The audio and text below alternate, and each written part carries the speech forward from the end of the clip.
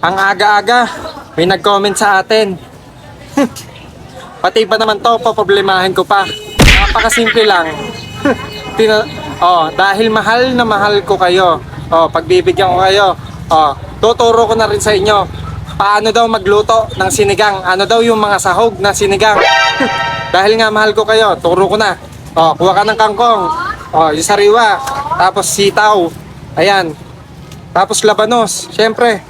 Tapos talong, yung kulubot. Tapos dalawang sili, pwede na yan. Yung okra, yung magulang. Sibuyas, kamatis. Tapos gabi. Optional na lang yung gabi kung lalagyan mo. Tapos sampalok, pampaasim. Para umasim yung sinigang mo syempre. Pwede yung ganito, sampalok.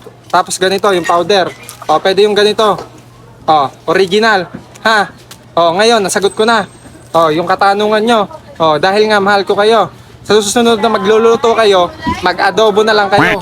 Para hindi na kayo nagtatanong. Ha? Nanggigigil ako eh.